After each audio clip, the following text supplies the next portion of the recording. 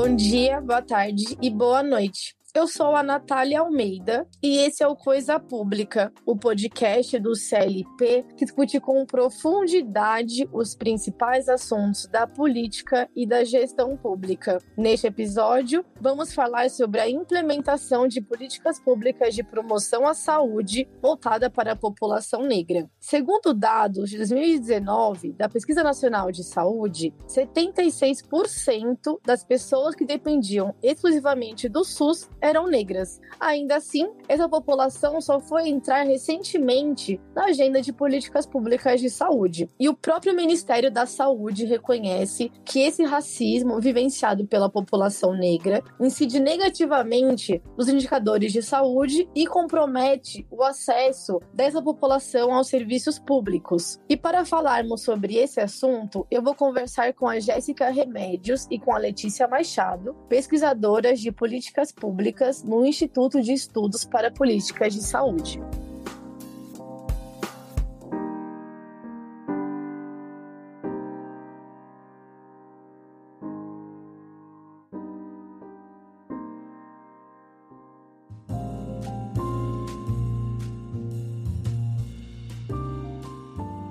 Oi, Jéssica. Seja muito bem-vinda ao Coisa Pública. Se apresenta pra gente. Quem é você no Estado Democrático de Direito? Oi, Natália. Boa tarde. Obrigada pelo convite. Eu sou Jéssica Remédios, sou pesquisadora de políticas públicas do IEPS. Sou uma mulher preta, carioca, suburbana, fruto de políticas públicas educacionais que deram certo e trabalho hoje pelo aprimoramento das políticas públicas de saúde no Brasil. Então, acho que esse é o meu lugar de contribuir para que os processos aconteçam da melhor maneira possível no contexto desafiador que a gente vive no SUS. Muito bom te receber aqui. Passo então para Letícia. Letícia, quem é você no Estado Democrático de Direito? Oi, Natália, Jéssica, prazer estar aqui com vocês duas hoje. Eu sou Letícia, sou pernambucana, cientista política, sou aluna do Master em Liderança e Gestão Pública do CLP e faço parte também da Rede Negritude Pública, onde a gente trabalha para que mais pessoas pretas possam estar exercendo cargos públicos também. E como a Jéssica, sou pesquisadora de políticas públicas do IEPS. Legal, já muito bem-vinda também. Então, bom, eu vou passar então para a Jéssica a primeira pergunta. Jéssica, eu quero que você traga para a gente quando e por que o campo da saúde passou a ser debatido pela população negra e quais foram os marcos desse movimento até hoje. Pensando na construção desse campo da saúde da população negra no contexto da saúde pública, isso vem lá dos anos 80, então muito desse protagonismo do movimento das mulheres negras com a construção desses direitos sexuais e reprodutivos no país, a partir da perspectiva de uma série de discussões sobre as condições de vida. Então a gente tem um marco que é muito importante, que é em 1995, com a Marcha Nacional do Zumbi dos Palmares, quando mais de 30 mil pessoas foram a Brasília no sentido de protestar contra o racismo. E eu acho que esse é um marco bastante importante para o contexto da saúde da população negra e no que diz respeito à política pública. Então, depois disso, a gente tem muitos anos de trabalho, muitos processos aconteceram, e lá em 2006, os integrantes desses membros do movimento negro, eles começam essa discussão acerca de uma política de saúde integral da população negra. Diante de todo esse contexto, lá no Conselho Nacional de Saúde é que começa essa discussão e a gente tem um momento em que a política, ela de fato vai ser aprovada e aí se tornando uma política pública efetivamente, E aí passam-se alguns anos, na verdade, até que a política seja efetivamente publicada numa portaria, do Ministério da Saúde, e ali eu acho que é um momento onde a gente tem um outro marco bastante importante, que é lá em 2009, quando a gente tem a publicação da Política Nacional de Saúde Integral da População Negra. Então, acho que é bem nesse momento. E a gente tem todo esse caminho que a gente percorreu, mas ainda assim temos uma lacuna muito grande com relação a essa política. E aí eu acho que tem um outro marco importante, que é em 2018, quando a gente olha para os dados da Munic, que é essa pesquisa do IBGE, que tem apenas 193 municípios brasileiros têm a política implementada. E, Jéssica, pegando o gancho então do que você trouxe sobre os dados do Munic, nós vimos que apenas 28% dos municípios brasileiros têm ações previstas nessa política nacional. E por que você acha que esse número é tão baixo? E quais são as consequências dessa dificuldade, desse acesso que eles estão dando para a população negra? Acho que o primeiro ponto que a gente tem para trazer aí é que, na verdade, uma política, ela para ser implementada, ela precisa estar na agenda do governo. Então, isso desde o governo federal, passando pelos estados e pelos municípios, é preciso que você tenha uma agenda agenda na qual essa política faça parte. Então, hoje a gente tem um distanciamento nesse sentido. A Política Nacional de Saúde Integral da População Negra não entrou de fato nas agendas. Nós tivemos alguns momentos específicos no qual essa política entra em alguns momentos, temos alguns marcos importantes, né? Quando a gente tem as entradas do quesito raça-cor no sistema de informação de mortalidade, no sistema de nascidos vivos,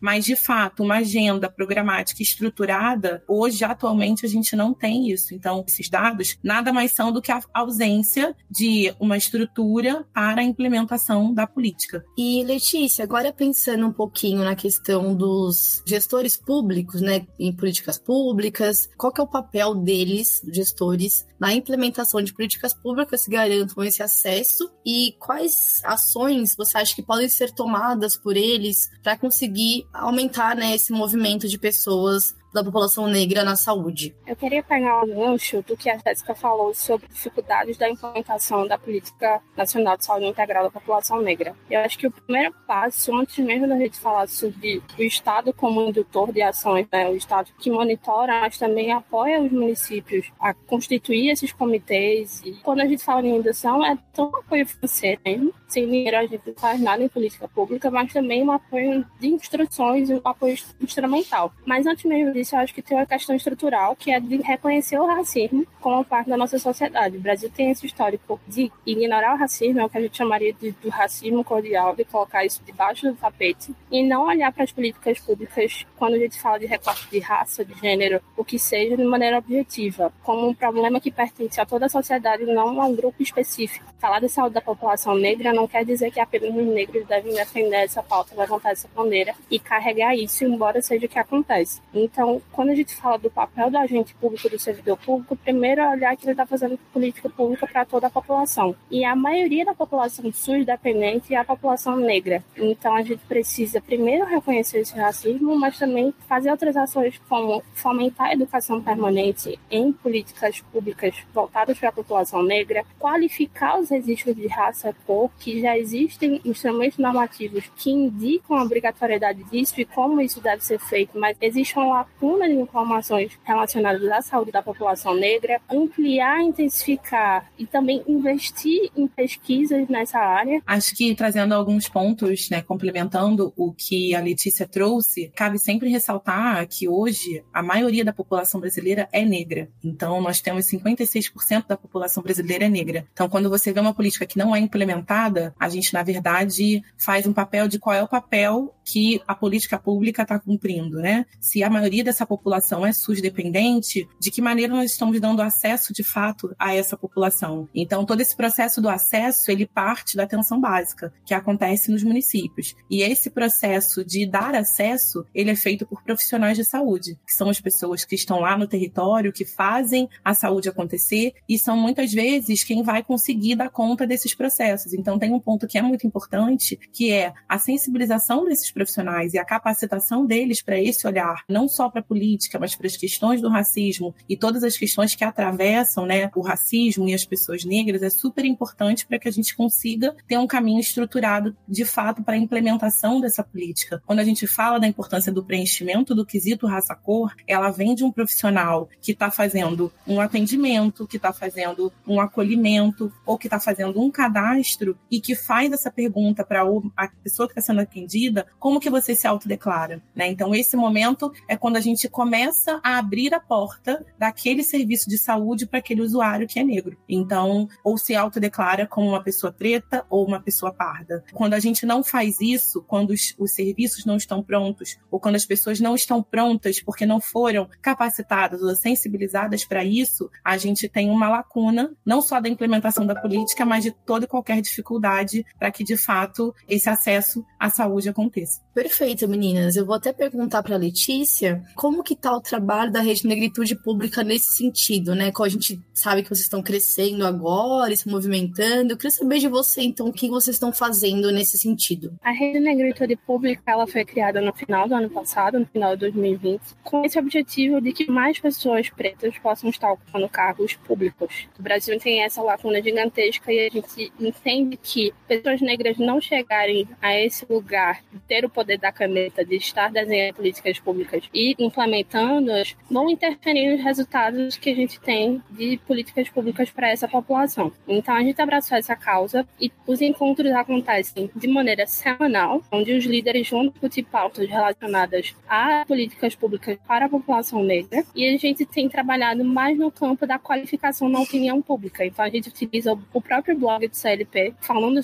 sobre temáticas atuais relacionadas à população negra. Durante esse mês de novembro, a gente pretende ter uma incidência maior nisso, tanto em quantidade de artigos publicados, mas também na promoção de eventos e rodas de debate relacionadas a esse tema. Então, a nossa primeira ação tem sido de trazer luz a esse tema, antes mesmo de pensar projetos específicos, mas é o nosso sonho para o futuro, é sentar com os gestores à mesa e debater projetos específicos para municípios, estados, outras oportunidades que surgem. E agora eu queria que vocês fizessem uma análise sobre o impacto da Covid quando observamos os grupos por raça e cor. Acho que esse contexto da pandemia só exacerbou as desigualdades e aprofundou ainda mais contextos que já eram desfavoráveis, né? E a gente sabe que a população negra é aquela que mora em regiões mais vulneráveis e que nesse contexto ainda ficou mais vulnerabilizada por diversas necessidades, por perda, às vezes, dos seus empregos e também pelas condições de vida e saúde que tem e da dificuldade, às vezes, de poder estar isolados num contexto de necessidade de trabalhar para manter o seu sustento nos seus lares. Então, a gente sabe que a primeira vítima fatal da Covid no Brasil foi uma mulher negra chamada Cleonice Gonçalves. Ela tinha 63 anos e ela era uma empregada doméstica que tinha o seu trabalho com uma família que tinha vindo da Itália e ela acabou se contaminando. Então, acho que a história da Cleonice certamente se repetiu por diversas vezes no contexto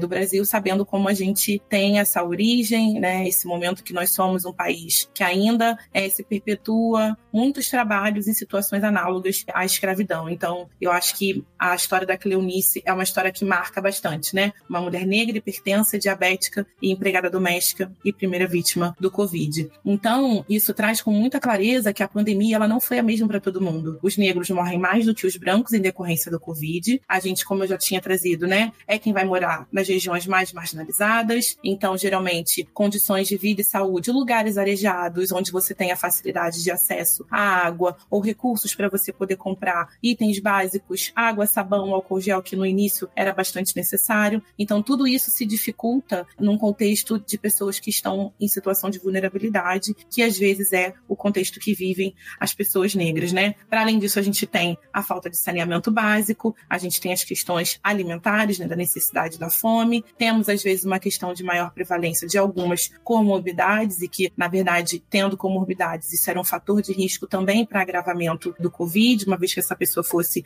acometida pela doença, e a gente teve uma clareza bastante grande de uma ausência de uma ação governamental eficaz. Então, né, somente lá em abril de 2020 é que o Ministério da Saúde começa a incluir informação de raça-cor nos boletins epidemiológicos. Até esse momento, era muito difícil a gente saber o quanto de pessoas negras tinham sido acometidas ou qualquer olhar que a gente quisesse fazer um olhar racializado, a gente não tinha possibilidade porque os dados não disponibilizavam a informação de uma maneira que a gente conseguisse enxergar a população negra no contexto da pandemia. Eu acho que também vai uma complementação em relação ao nosso Programa Nacional de Imunização, que por tantos anos foi referência para o mundo inteiro e dessa vez relacionado à Covid-19, a gente não teve um plano muito claro de quais seriam os grupos prioritários. E isso afeta diretamente a população negra, esse grupo invisível, né? Esse subgrupo dentro da população, que é a população que tem menos acesso à saúde, tem piores condições de moradia, de emprego e que não pode fazer isolamento social como os demais. Perfeito, então. Eu vou terminar a nossa conversa perguntando para Letícia, e caso a Jéssica queira complementar também, trazer, pegando esse gancho, o panorama geral, então, da posição que os negros ocupam em diversos aspectos da saúde como um todo, por favor. Quando a gente fala de saúde, é importante a gente olhar para os determinantes sociais da saúde. Então, a saúde ela não é composta apenas por aspectos biológicos, aspectos físicos, mas também a condição que essa população está inserida. Segundo uma pesquisa do IBGE de 2018, 64% da população negra estava desempregada. Mais de 12% dos domicílios não possuíam acesso à coleta de lixo. 42% sem esgotamento sanitário, sem contar com os índices altíssimos de analfabetismo, quase 3 vezes mais do que a população branca, o que significa significa dizer, de maneira geral, que quando a gente fala de saúde, a gente também fala de cotas raciais, a gente fala de inserção no mercado de trabalho, a gente fala de acesso à educação desde a primeira infância e de ter uma moradia digna também. Complementando um pouco aí, mergulhando um pouquinho mais, falando dos indicadores de saúde da população negra, então tem alguns dados que podem ilustrar bastante qual é esse cenário, né? Então, a gente tem a mortalidade materna, que é uma informação que muito nos preocupa, porque a mortalidade da mulher negra são números muito ruins que a gente tem. Então, dados de 2018 mostram que 65% dos óbitos maternos foram de mulheres negras. Então, ainda contando com esse contexto de pré-natal, 31% das gestantes negras realizam 6 ou menos consultas de pré-natal. Se comparadas às mulheres brancas, né, são só 18% dessas mulheres que têm 6 ou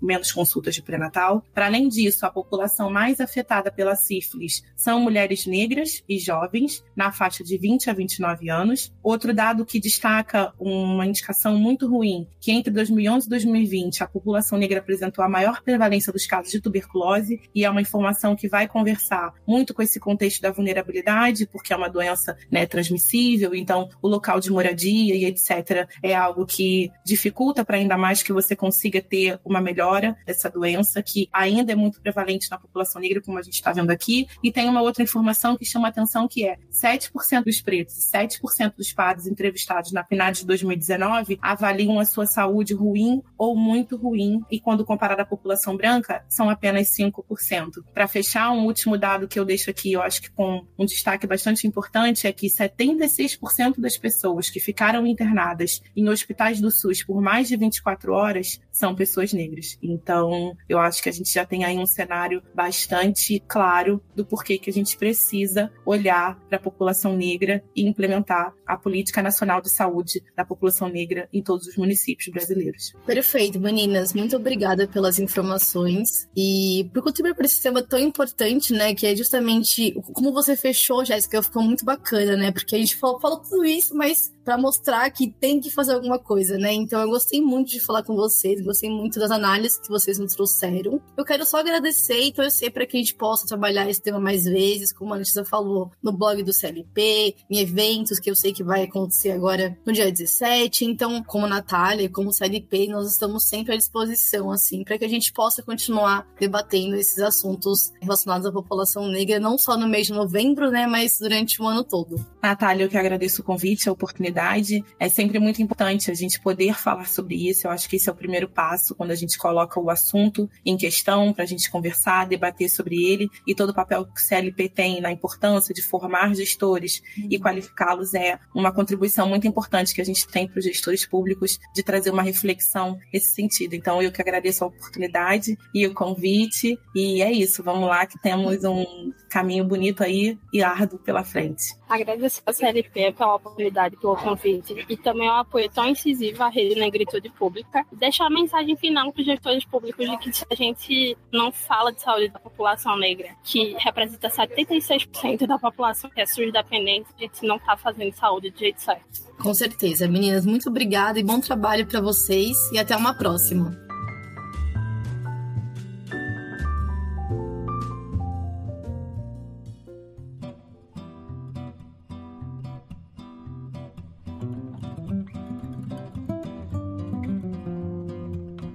E esse foi o Coisa Pública, o podcast do CLP que discute com profundidade os principais assuntos da política e da gestão pública. Este episódio pode ser encontrado no Spotify, Feed, Cashbox, Google Podcasts, Apple Podcasts, Deezer e YouTube. Por meio das redes sociais do CLP, você fica sabendo de tudo o que acontece na política brasileira. Acompanhe através do Instagram, Twitter e Facebook. E caso você queira fazer sugestões, contribuir para o debate ou só mandar um oi, pode falar conosco mandando um e-mail para contato@clp.org.br. E na nossa página de doação você pode apoiar o Coisa Pública com o valor de só um cafezinho por mês. É só acessar clp.org.br/doacão. O link está na descrição do episódio. E indique esse podcast para os seus amigos, divulgue nas redes sociais e leve essa discussão para mais longe. Um abraço e até o próximo episódio.